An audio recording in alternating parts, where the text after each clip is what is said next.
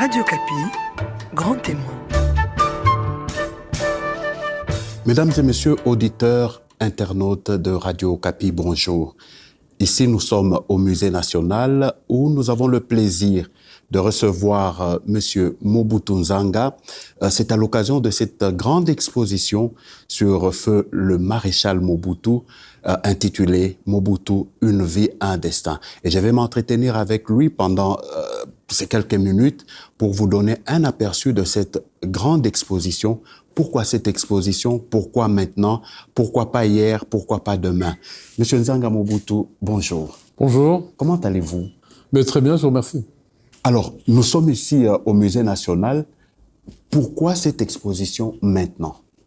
Eh bien, ma foi, c'est une question qui m'a été posée à de nombreuses reprises depuis jeudi dernier, donc le 16 octobre. J'ai eu un peu à donner différentes réponses, mais je vous dirais que ce qui était important pour moi, c'était d'abord comment parler à la jeunesse, comment expliquer une personne qui est restée pendant 32 années à la tête du pays, une personne dont quasiment la durée au pouvoir se confond quasiment avec l'histoire du pays. Et la meilleure manière, à mon sens, après réflexion, je me suis dit qu'une exposition photo était la meilleure expression pour parler à la jeunesse. Parce qu'en fait, en réalité, tout a été dit, tout a été écrit, mais en fait, je ne pense pas que la réalité ait été dite. Parce que finalement, le président Mobutu, il avait quand même beaucoup plus de facettes que ce qu'on peut en dire en réalité. Et voilà, donc pour moi, c'était vraiment cette expression-là qui m'intéressait. Et puis après, finalement, il fallait faire le choix. Et ça, j'assume totalement le choix des photos qui a été fait. Et d'après ce qui me revient, en tout cas, je pense que ce choix était quand même intéressant. Voilà. On va arriver au choix des photos tout à l'heure. L'exposition a commencé le 14. Le 16. Le 16. Le 14, c'était le vernissage. En fait. Le 16 et jusqu'au 30. Pourquoi cette date? La date du 14, parce que c'est une date qui est quand même symbolique. C'était son anniversaire de naissance. Il aurait eu 95 ans la semaine passée, le 14 octobre. Et donc, pour moi, symboliquement, c'était important de faire ce vernissage à ce moment-là. Et puis, commencer donc le 16 octobre pour l'exposition. Donc, 15 jours pour essayer de passer ce message, de faire connaître aussi le président Mobutu. Puisqu'en fait, souvent, on a beaucoup parlé de lui, mais on ne le connaissait pas. Voilà. Et quel sens vous donnez à cette exposition? Bon, ma foi, je dirais que, certains disent que je veux passer un message historique, peut-être, parce que c'est vrai que je suis vraiment féru d'histoire. Et pour moi, je me disais que c'était... comment est-ce que je peux vraiment parler aux jeunes? Comme je vous ai dit tout à l'heure, c'était le seul moyen, à mon sens, pour vraiment expliquer qui il était. Et humblement, en tout cas, si on a pu réussir cet exercice-là, je m'en félicite en tout cas. Mais donc c'est ça. Et quel message vous voulez lancer aux Congolais à travers cette exposition? Je dirais qu'il est temps que l'histoire de notre pays soit enseignée à l'école, à tout le monde, même aux plus vieux, parce que je pense qu'on fait trop de sentiments, dans l'exercice, dans cet exercice d'histoire, qui n'a pas besoin de sentiments, qui doit juste s'inspirer des faits, tenir compte des faits. Et seuls les faits, en fait, doivent pouvoir être enseignés, être appris dans les familles. Et je vois beaucoup de jeunes aujourd'hui qui n'étaient même pas nés au moment où le maréchal de Mobutu nous quittait. Mais je comprends qu'ils ont des aînés, ils ont même des parents qui leur en parlent. J'imagine cet intérêt venait de là probablement. Il y a même des écoles qui ont défilé ici. Absolument, absolument. Donc ça commence à l'école primaire et je pense qu'il faut, ça donnera, je l'espère en tout cas, ça donnera lieu aussi à d'autres expositions. Parler du premier président de la République, le président Kasavubu, parler de Patrice Lumumba. Autrement que toujours de cette manière, toujours un peu crispé. Et je pense qu'il faut en parler vraiment aisément. D'ailleurs, j'en profite aussi pour dire que le président Mobutu a été aussi journaliste dans sa vie professionnelle. Il y a quatre articles qu'il a, qu'il a écrits, entre 1957 et 1959. Et il y a justement un article qu'il a écrit. Il a couvert le meeting de Patrice Emery Lumumba, donc le 28 décembre 1958. Et voilà, c'était un moment très important de l'histoire de notre pays. Et j'étais vraiment très content de pouvoir, exhiber cet article ici dans le cadre de cette exposition. Alors, revenons au choix des photos. 32 ans au pouvoir, 67 ans de vie, ce n'est pas évident. Hein?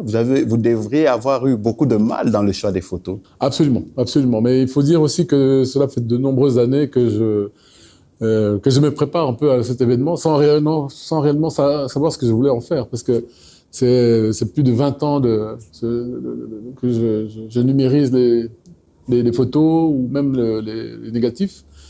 Et donc, quelque part, je me suis toujours préparé à cela. Lorsque les choses se sont précisées, il m'a fallu juste, finalement, établir un nombre. Hein. J'avais pensé à une centaine de photos, parce que je pense qu'avec ce nombre-là, ça peut quand même suffisamment, résumer, même si c'est pas facile, mais en tout cas résumer cette vie, puisqu'il a eu une vie avant la présidence, une vie avant le colonel, puis le général, il a eu une vie, c'est-à-dire comme journaliste. Donc c'était important de le dire, même si c'est sous forme de clin d'œil, et c'était important de le faire savoir. Donc, mais c'est vrai que ça a été un exercice un peu difficile parce que c'est aussi une responsabilité, et j'assume totalement le choix de ces photos, et je pense que ça a été quand même un choix assez suffisamment éclectique. Voilà. Et c'est combien de photos à peu près qui sont exposées ici au musée? Il y a une centaine de photos. J'avais pensé à 150 photos au départ. Mais comme je vous dis, ça a été vraiment un exercice assez difficile. Et puis, il fallait tenir compte aussi des exigences du musée. Puisque vous savez, il y a quand même une exposition permanente ici au musée. Donc, il fallait tenir compte aussi de ces exigences-là. Donc voilà. Alors, moi-même, j'ai visité l'exposition en commençant dans la salle à côté. C'est beaucoup de photos. Il y a Mobutu dans sa vie diplomatique. On le voit avec le pape Jean-Paul II, le président Nixon, avec plusieurs présidents africains, Sassou, Omar. Alors, à quel moment vous, en tant que fils Mobutu, vous avez pris conscience que vous étiez fils Mobutu? Je pense quand même relativement jeune, parce que mes parents, en fait, voilà, je pense que dès le départ, ils m'ont initié à cela. Savoir que, voilà, j'avais un père qui occupait des fonctions importantes. Et très tôt aussi, j'ai compris que il y avait le moment où c'était le papa, et puis il y avait le moment où c'était le chef d'État. Voilà. Donc, et ça, j'ai très rapidement, d'ailleurs, mes frères et sœurs et moi-même avons compris à quel moment il fallait faire la différence. Alors, soyons un peu plus précis. Le maréchal, il revient chez lui à la maison. À quel moment il est papa? À quel moment il est maréchal? À quel moment il est président fondateur? À quel moment il est père de famille? Je vais reprendre en fait les mots de notre mère qui a donné une interview en 2022 à la radio Top Congo. Et à ce moment-là, elle disait que quand Maman Bobila Dawa, que nous saluons chaleureusement. Absolument, qui vient d'avoir 80 ans le mois dernier. Et donc, elle a répondu que lorsqu'il déposait sa toque et sa canne, c'était Monsieur Mobutu qui rentrait à la maison. Et donc, pour nous, c'était quand nous étions à table. Donc, en fait, pour résumer un peu les choses, lorsque nous étions à table le soir, donc là, nous étions avec le père. Mais c'est vrai qu'il y a eu des occasions. Donc, par exemple, quand il arrivait d'un voyage et que il y avait le comité d'accueil, il m'est arrivé parfois, où certains de mes frères et sœurs, donc de se retrouver justement dans le comité d'accueil. Alors là, c'est Monsieur le Président ou Citoyen Président, comme on disait à l'époque. Et voilà. Et donc là, ça ne pose vraiment aucun problème. Donc je faisais bien la différence. Et puis il y avait la déférence qui s'accompagnait de cet accueil. Oui. Alors, dans les photos, j'ai vu, selon la légende, il y a plusieurs légendes, sa vie diplomatique, Mobutu le diplomate, il y a Mobutu le père de famille, le chef de famille, il y a Mobutu avec ses petits-enfants, notamment avec vous et votre premier fils. Alors, pour vous, en tant que Nzanga Mobutu, vous avez, comment vous avez évolué à ses côtés entre père et fils? Comment ça se passait? Or, ben écoutez, je vous ai dit, très jeune, on a compris, mes parents ont fait comprendre ça, il fallait faire la part des choses. Voilà, donc c'est pas évident parce que finalement, nos camarades, pour mes camarades, c'était pas comme ça. Ils avaient une vie toute simple. Des fois, voilà, les parents revenaient du travail. Lorsque eux, ils revenaient de l'école, disons que la vie de famille commençait. Là où nous, on devait faire un peu, on venait un peu en seconde position parce que souvent, peut-être s'il y avait des collaborateurs ou s'il y avait des personnalités, le Premier ministre ou les ministres, tout ça. Donc là, on a toujours compris que on venait un peu en seconde position. Lui-même, d'ailleurs, les dernières années, se plaignait toujours. Nous avions un ami, c'était en 91 ou 92, un ami qui venait du Canada. Et donc, on l'avait invité, il était à table avec la famille. Et alors, sans réserve, il a posé la question à notre père en disant « Mais Monsieur le Président, si vous n'occupiez pas cette fonction-là, qu'est-ce que vous auriez fait ?» Et sans hésiter, il a dit « J'aurais été probablement un agriculteur, donc je travaillerais la terre et je serais entouré de ma famille. » Ça, c'est quelque chose qui est revenu et je voulais quand même relever ça aussi parce que c'était très important pour lui. Il y a Mobutu, le chef de famille, le président de la République, Mobutu considéré comme chef coutumier, chef traditionnel. Et par rapport à cette casquette-là, quelle était votre perception? Oh, ben écoutez, puisque vous parlez de ça justement, j'ai trouvé ça intéressant parce que lorsque nous étions, par exemple, au village, hein, pas seulement à Gbadolité, mais même à l'intérieur du pays, par exemple, lorsqu'il arrivait, il voyait d'abord l'autorité coutumière avant de rencontrer les autorités administratives, les politiques. Et donc ça, c'était quand même une constante aussi chez lui. Donc je comprenais que c'était très, très important. Et c'est vrai qu'il a quand même mis l'accent sur cette question pendant pratiquement toute sa présidence. L'authenticité, la dignité, le respect. Un chef coutumier à Gbadolité, justement, le chef Lité, un jour qu'il lui posait la question, il disait, mais... Parce que comme il l'appelait toujours papa, alors il disait, mon fils, mais comme tu vas arriver à Gbadolité, est-ce qu'on doit te porter en tipoy? Alors il a dit, non, ça c'est pour toi. Il dit, ouais, un gars, il dit, à papier. Hein? Donc là aussi, il y avait cette image-là de dire, voilà, je reconnais l'autorité coutumière. Et c'est quand même un très grand signe d'humilité. Absolument. Pour la personnalité qu'était le maréchal Mobutu. Absolument, absolument. Je pense que dans les photos, ça m'a été fait remarquer. D'ailleurs, il y a juste, je crois que c'était il y a 2 jours. Vous avez vu, il y a une photo où il est à Nouakchott. Il est reçu par le président Mokhtar Ould Daddah en 1973. Et il est invité sous la tente. Et vous voyez, ils presque sont en train de manger. Terre. Ah, presque. Ils sont par terre en train de manger. Sous la tente. Ouais. Et moi, je pense que c'est là toute l'image. C'est là toute l'image parce que il respectait les traditions des autres. Quand il était à Washington, il était à la Maison Blanche. Eh bien, il respectait le protocole et la tradition américaine. Mais vous voyez sur une autre photo, par exemple, où il reçoit Henry Kissinger, à ce moment-là, secrétaire d'État américain. Et vous voyez qu'ils sont sur ces chaises traditionnelles, comme on voit dans nos villages, où nos chefs s'assoient sur ces chaises. Et pour moi, c'était quand même très important, parce qu'on a quand même un secrétaire d'État américain. C'est quand même une grande personnalité. Mais ils sont sur des chaises, ils sont quasiment au sol. Et donc, je crois que c'était très important aussi pour lui de rappeler que lorsque les invités venaient ici, ils se pliaient à l'exercice de la tradition zaïroise ou congolaise. En parlant de l'aspect chef traditionnel, il y a cette canne et cette toque qui l'ont accompagné toute sa vie. Et plusieurs Congolais, Zaïrois à l'époque, donnaient une valeur mystique à ces éléments-là. Et vous, en tant que famille, en tant qu'enfant, quel regard vous aviez de ça? Bon, c'est vrai qu'il y a eu deux phases. Il y a eu 2 phases, et c'est vrai qu'étant plus jeune, bon, c'est vrai qu'il y avait toujours ce questionnement, on regardait toujours Bon, c'était devenu une habitude, puisqu'on savait qu'il portait ça tout le temps. Et puis, bon, maintenant, depuis, on va dire, depuis une vingtaine d'années, où j'ai eu l'occasion de regarder les photos, et donc, à travers les photos, je comprenais beaucoup de choses aussi. Donc, on voyait au départ, à partir de 66, 67, l'autorité coutumière des différentes provinces qui venaient le rencontrer, parce que ça a commencé comme ça. Il dit, voilà, vous avez les attributs du pouvoir, chez nous, les chefs, ils portent la peau de léopard. Et finalement, parce que c'était aussi comme quelqu'un qui était un habile communicateur, et il a compris il a compris toute l'importance qu'il pouvait, en utilisant cette canne et la toque, qui était devenue un peu comme un trait de marque. Un symbole d'autorité. Voilà, le symbole d'autorité, mais en même temps aussi un symbole de reconnaissance. Et là, c'est le communicateur. Donc, c'est-à-dire que partout où il voyageait dans le monde, tout le monde savait que l'homme qui portait la toque de léopard et la canne, c'était lui. Et il était donc reconnaissable partout et par tous. Il y a aussi une autre facette, c'est le Mobutu militaire.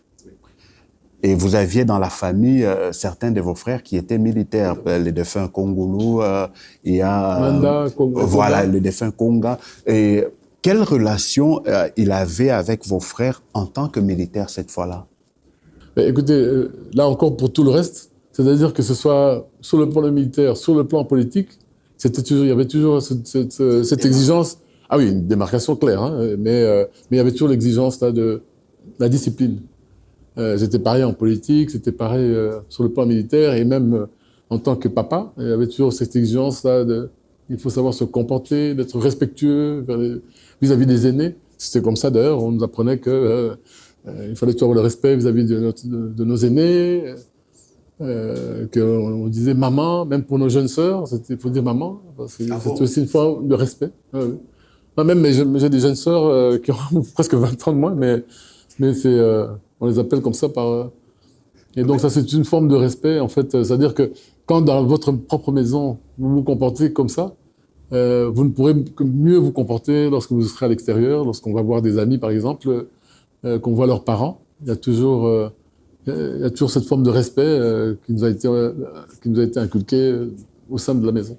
Mais ça contraste un peu avec ce que certains Congolais, les Zaïrois de l'époque pensaient que les fils Mobutu, les enfants Mobutu sont nés avec une cuillère d'or dans la bouche et qu'ils n'ont de respect pour personne, ils peuvent faire tout ce qu'ils voulaient parce que le pays même leur appartenait. Ouais, mais ça, ce sont des idées reçues. Ça, je peux vous dire, je peux parler pour moi-même. Nous sommes quand même nombreux, nous sommes 16. Donc, je peux vous dire que le sens du respect, ça, c'était très important dans la maison. Je peux même ajouter ceci, c'est que notre père nous disait que lui, son père était domestique durant la colonisation, donc notamment chez un magistrat belge. Et donc, pour ça, il disait, il faut jamais manquer de respect pour les personnes qui travaillent à la maison. Donc, c'est comme ça que, par exemple, on les appelait, c'était papa un tel ou bien maman un tel. Voilà, jamais par leur nom, et tout ça. Donc, ça commençait vraiment à ce niveau-là et au plus jeune âge. Hein. Donc, c'est vraiment la notion de respect était très importante de la maison, la discipline, très, très important. Mais sinon, à part ça, c'est vrai que c'était un père vraiment affectueux, qui avait vraiment de l'affection pour ses enfants. Mais il y avait sur cette discipline qu'il fallait respecter. Très important. Vous avez évoqué tout à l'heure l'aspect recours à l'authenticité. Comment cela se vivait chez vous à la maison? À la maison, je vous ai parlé du respect.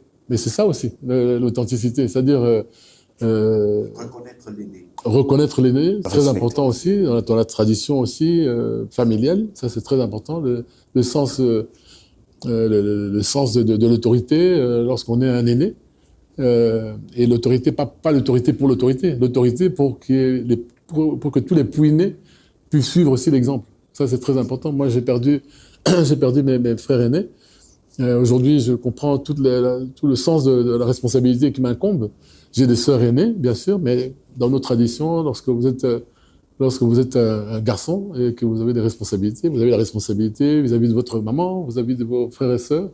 Et ça, comme on dit, il y a une expression que nous disons chez nous, Nzoko Alembarami, il en a été. Pour traduire, hein, l'éléphant ne se fatigue jamais de ses défenses. Voilà. Alors, le maréchal Mobutu, c'est le symbole de l'unité nationale, de l'intégrité territoriale. Aujourd'hui, il faudrait faire, on ne peut pas se le cacher, on ne peut pas ne pas le dire.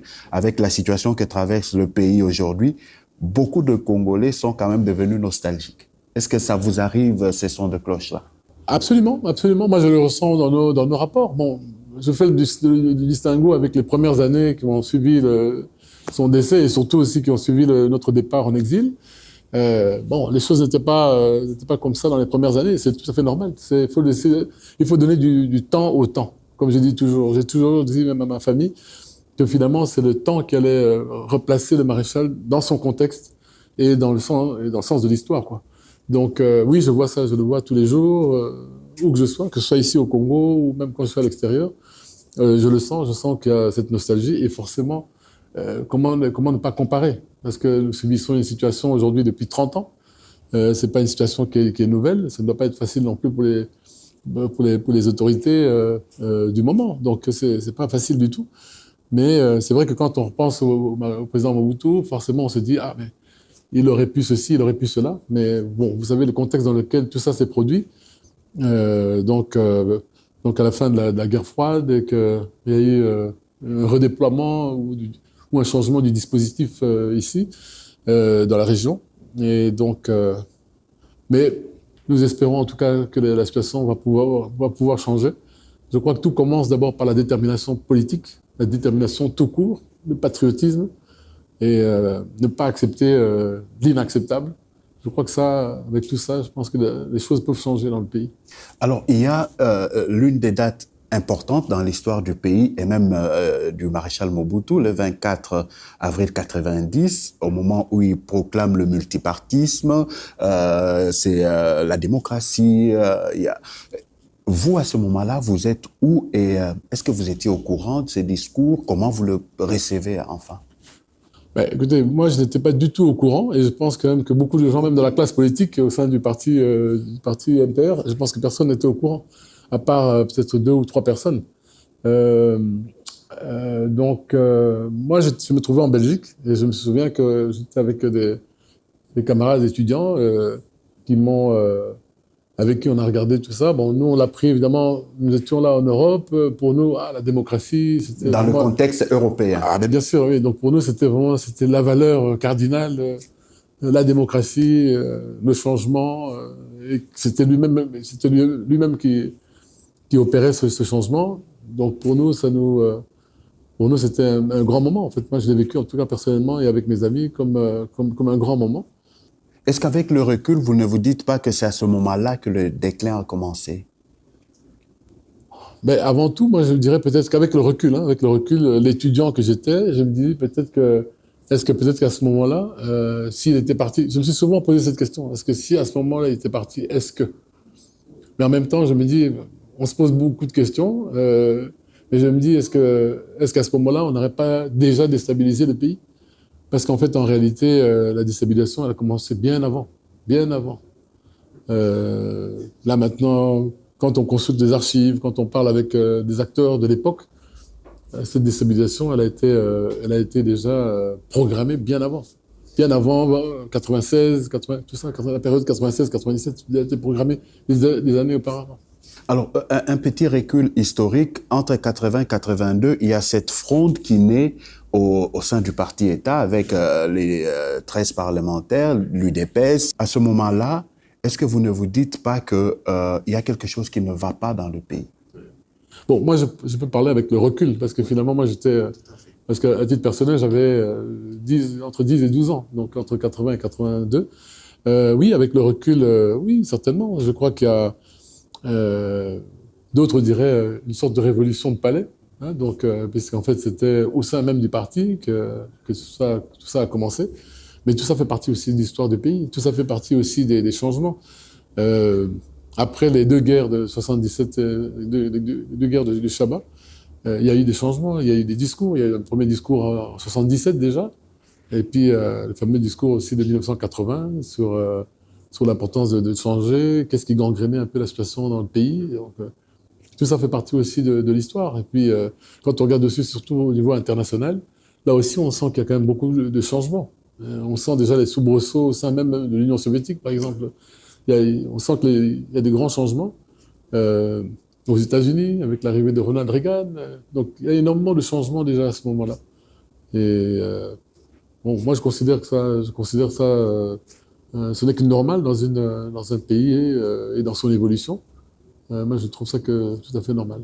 Alors, pour revenir à l'exposition, il y a des photos où on voit déjà le président Mobutu qui prend de l'âge. Par exemple, j'ai vu lors de ses 60 ans, lors des 50 ans de Mama Boubi. Alors, vous-même, vous apparaissez à ses côtés dans la vie politique entre 95 et 97. Est-ce qu'à ce moment-là, vous vous dites qu'il est presque abandonné, il faudrait que la famille vienne à son secours? Bon, moi, j'ai toujours considéré que ma loyauté vis-à-vis, ma loyauté était d'abord filiale, bien sûr, et puis ma loyauté parce que c'était notre chef d'État. Moi, j'ai commencé à ressentir ça forcément, même pas 95, je dirais à partir de 96, on l'a vraiment vécu dans notre chair, puisque si je me souviens bien, déjà au mois de juillet 96, là, il m'avait demandé de...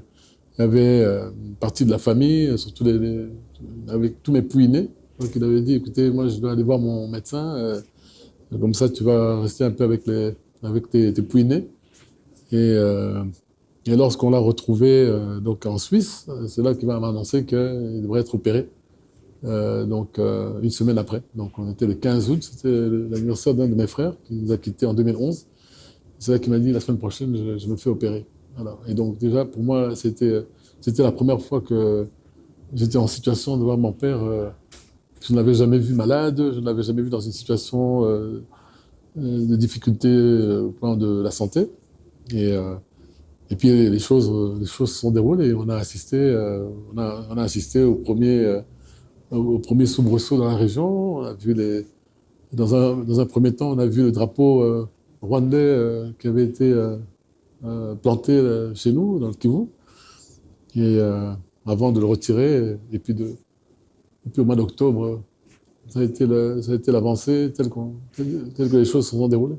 Alors, dans les photos que j'ai regardées ici, on ne voit pas le président Mobutu dans cet état de maladie, hein? Est-ce que c'est pour préserver l'image de cette grandeur que vous avez omis de mettre ce genre de photos? Ah, mais je ne l'ai pas omis, je pense que c'est tout à fait assumé. Je pense que ça a été...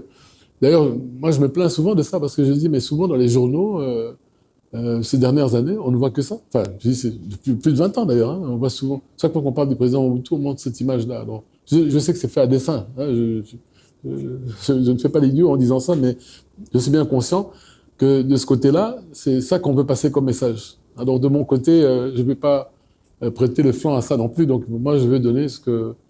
Et c'est pour ça que je disais tout à l'heure en commençant, je disais que c'est un choix assumé. Parce que c'est ce que moi, je souhaite montrer. C'est le choix que j'ai fait aussi en montrant le président Mobutu à l'âge de 6 ou 7 ans, ou en le montrant avec ses petits-enfants ou ses enfants.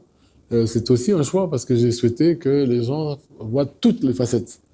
Tout le reste, la partie où il est diminué par la maladie, je pense que ces images-là, ils les ont vues et revues. Donc, c'était pas à moi d'aller montrer ces images-là, qui sont d'ailleurs des images douloureuses pour nous. Alors, en rapport avec cette exposition, certains ont donné de président Mobutu l'image d'un sanguinaire, l'image d'une personne méchante, l'image de quelqu'un qui brimait les opposants. Mais quand on voit les photos, d'emblée, il n'y a pas cette image-là qui arrive. Est-ce que c'est fait aussi à dessein? Écoutez, moi, je pense qu'il y a chacun a un rôle à jouer. Hein. Finalement, quand on est journaliste, on informe, on fouille, on fait des enquêtes. Et moi, j'ai toujours respecté... je pense qu'aucun journaliste pourra dire que je l'ai, je sais pas, insulté ou... Non, je respecte cette fonction. Moi, c'était pas mon rôle d'aller commencer à présenter voilà, l'opposition et le président Mobutu et autres. Je pense que chacun doit faire son rôle. Moi, j'ai voulu montrer, en fait... bon, finalement, c'est le fils, mais c'est aussi le citoyen. Parce que, vous voyez, en haut, c'est pas marqué voilà des images de la guerre froide. Or, je pense que vous le savez, vous voyez les images. Quand les jeunes viennent, ils posent des questions, ils disent « Ah, mais ça, c'était en quelle année ?» et tout ça. Bon, moi, je réponds aux questions quand je suis là. Mais et c'est vrai que c'est pas mon rôle d'aller montrer ces aspects-là. Moi, je montre l'homme, je montre les photos telles que je les sens, parce que j'ai pu tomber sur une collection de photos importantes, donc de ces années-là, fin des années 50, des années 60, 70, 80, tout ça. Pour moi, je voulais montrer cet aspect-là. Parce que finalement, quand vous dirigez, je prends juste cet exemple-là, mais quand il y a eu l'affaire des Gilets jaunes en France, bon, ça a été des moments très difficiles aussi. On a tout dit aussi sur la présidence française et tout ça, mais chaque État doivent faire face à ces des difficultés, réalités. à ces réalités. Je pense que c'était... Et puis, il faut comprendre ce que je dis souvent, même à mes enfants, d'ailleurs. Bon, maintenant, ils sont aguerris maintenant. Mais je leur disais ça il y a quelques années, je leur ai expliqué, je dis, il faut comprendre le contexte. Et le contexte, il était lequel? C'est-à-dire que nous étions dans une situation de guerre froide. Cette guerre froide, elle a pris fin à la fin des années 80. Et donc, pendant toute cette période-là, quand vous voyez l'âge du président Mobutu lorsqu'il a pris le pouvoir, mais il était plus jeune que mon fils aîné aujourd'hui. Et il faut comprendre que quand vous avez des jeunes qui prennent le pouvoir comme ça pendant tout ce temps et que vous êtes confronté à cette situation, on sortait de la situation où on était sous la colonisation belge, on passait à l'indépendance, et tout d'un coup on vous dit ben, vous devez faire un choix stratégique, soit vous êtes avec le bloc de l'Est ou avec le bloc de l'Ouest. Et ça, c'est des situations que vous voyez, que ça a été comme ça en Asie, ça a été en Amérique latine, ça a été en Afrique, en Europe, partout ça a été comme ça. Moi, j'aime beaucoup dire d'ailleurs, en 1960, on avait un général qui était président de la République de France, française plutôt, un général qui était président en Amérique, et je crois qu'on peut étendre l'exemple en Asie, en Amérique latine et bien sûr en Afrique. Donc ça, il y a ce contexte-là aussi. On sort de la guerre, les gens ont peur, on fait confiance à un militaire. Churchill il avait été aussi dans l'armée. Donc il y avait cette confiance, même si dans le cas de Churchill, il n'a pas bénéficié de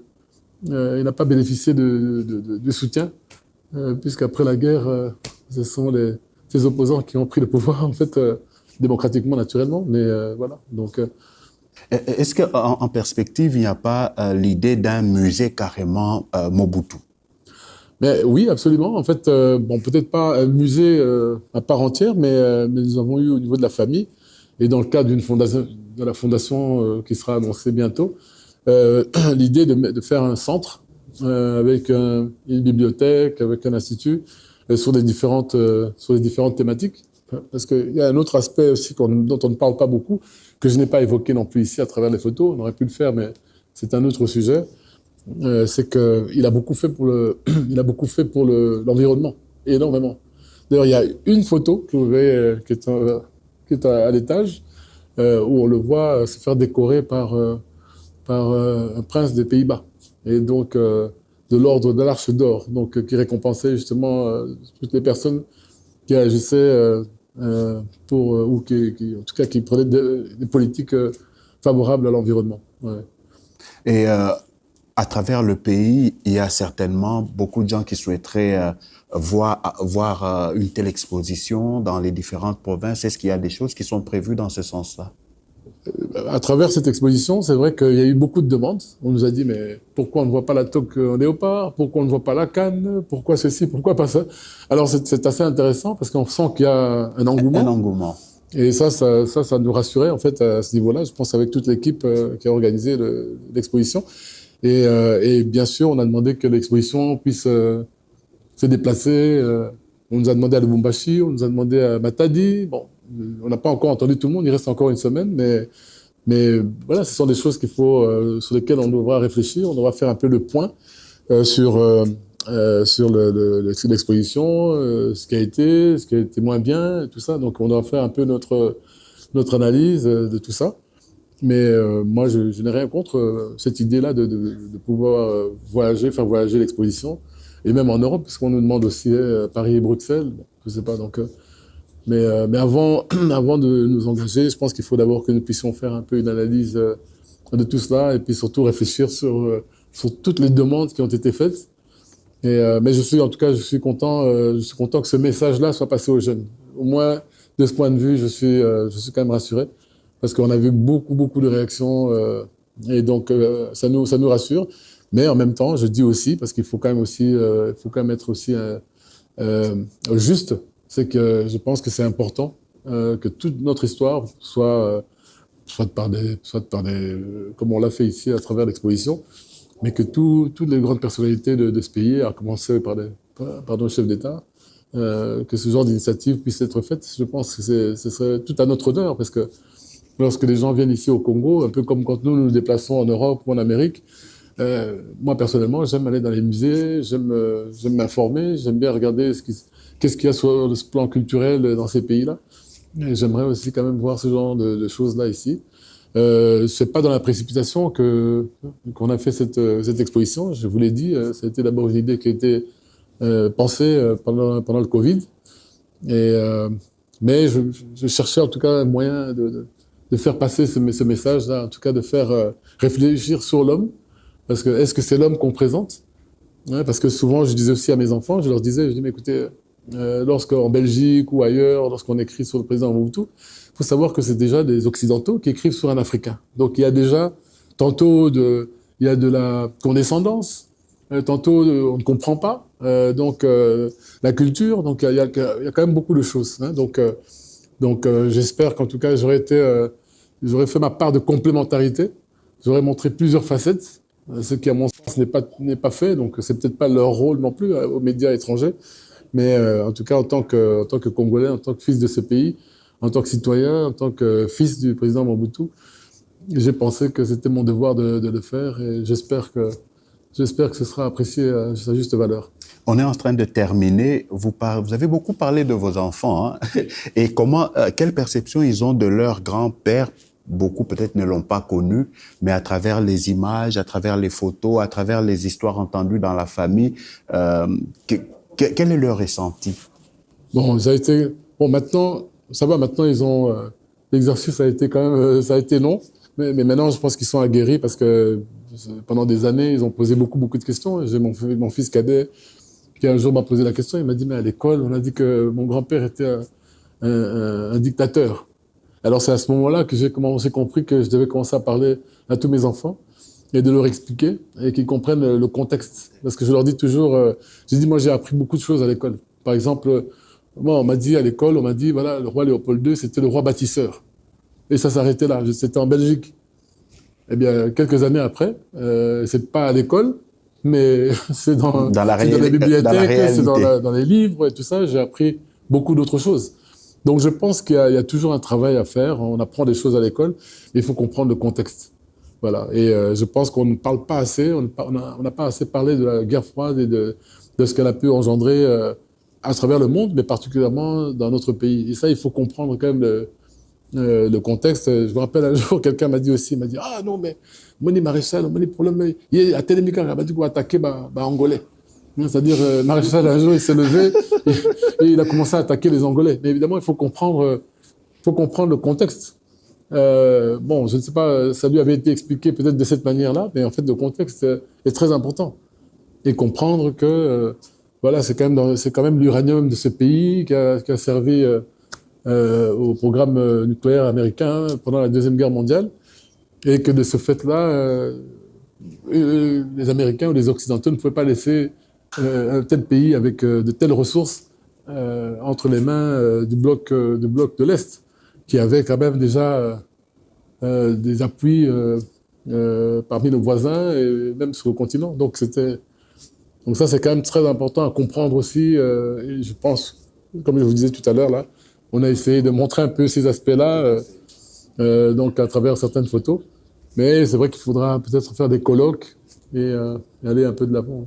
Alors pour terminer, est-ce que vous pensez que le maréchal Mobutu a reçu du peuple congolais, anciennement zaïrois, toute la reconnaissance qu'il lui devait? Mais je pense que en son temps, ça aussi vous l'avez vu à travers les images, en son temps il a été adulé dans ce pays. Et je pense que dans certains coins du pays, et particulièrement dans l'est de notre pays, je pense qu'il y a des gens savent véritablement quel a été son rôle dans la consolidation de la paix, dans la consolidation de l'unité nationale dans ce pays-là. Ça, je crois que c'est quand même très important. Mais moi, je pense que, vous savez, quand on est un homme public, je pense qu'il faut s'attendre à tout. C'est comme un père de famille. Si tel ou tel enfant ne mange pas, mais il va aller voir la maman en disant mais qu'est-ce qu'il nous fait? Il doit s'inquiéter. Voilà, donc je crois que cette image-là est quand même très très importante. On a connu à la fin des années 80 et durant les années 90 des situations économiques quand même très très difficiles, et même bien avant ça. Mais Mais en tout cas, ça a pris des proportions importantes durant cette période-là que j'ai citée ici. Voilà. Alors, un message à tous ceux qui ont entendu parler de l'exposition et qui hésitent encore peut-être à venir. Ça se termine le 30, on le rappelle. Ça se termine le jeudi 30 octobre, merci, oui, tout à fait. Et je pense qu'il faut pas hésiter. Je sais que c'est peut-être pas dans les habitudes, on ne va pas voir des expositions au musée sur des personnalités ou même des anciens présidents de la République. Mais humblement, si on a pu quand même faire passer ces messages-là, en tout cas, moi, j'invite tous les Quinois, toutes les Quinoises et tous les Congolais de manière générale, puisqu'on en a qui sont arrivés, même on a vu quelqu'un arriver de Goma, qui a fait un parcours incroyable. Il a fait 14 heures d'avion pour arriver finalement à Kinshasa et il était ici à l'exposition. Ça m'a fait vraiment très plaisir. Donc, je pense que pour tous les Quinois qui sont disponibles, si vous êtes occupé en semaine, je pense que vous pouvez venir le week-end. C'est d'ailleurs le dernier week-end de l'exposition, puisque l'exposition s'est terminée la semaine prochaine, le jeudi 30 octobre. Voilà. Donc venez nombreux. L'exposition est là à votre disposition. Alors je sais qu'on me pose souvent aussi la question, je me permets de le dire. Donc c'est le musée qui a un droit d'entrée. Donc je crois que c'est $1, soit 3000 francs congolais. Mais sinon, une fois que vous êtes acquitté de ce droit d'entrée, l'exposition est à votre disposition. Et voilà. Donc, à très bientôt pour les prochains visiteurs. Merci. Merci beaucoup, M. Nzanga Mobutu. Merci beaucoup de nous avoir accordé de votre temps écoutez, pour cette interview. C'est un plaisir, c'est un plaisir. Radio Kapi, grand témoin.